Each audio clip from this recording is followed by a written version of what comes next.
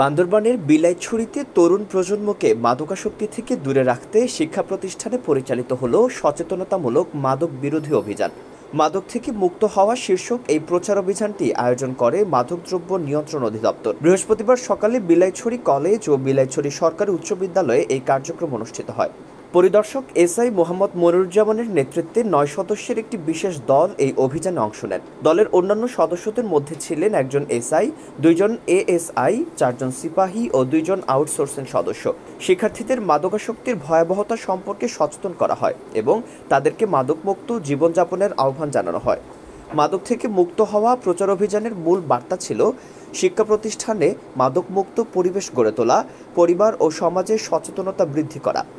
এই সময় উপস্থিত ছিলেন বিলাইছড়ি কলেজের প্রভাষিকা মিসেস ইয়াসমিন সুলতানা, বিলাইছড়ি সরকারি উচ্চ বিদ্যালয়ের প্রধান শিক্ষক মোহাম্মদ নুরুল ইসলাম, সহকারী শিক্ষকবৃন্দ এবং বিপুল সংখ্যক শিক্ষার্থী। শিক্ষা প্রতিষ্ঠানে এ ধরনের সচেতনতা কার্যক্রম নিয়মিত হলে তরুণ প্রজন্ম হবে মাদকমুক্ত এবং দেশ পাবে একটি সুস্থ আলোকিত ভবিষ্যৎ।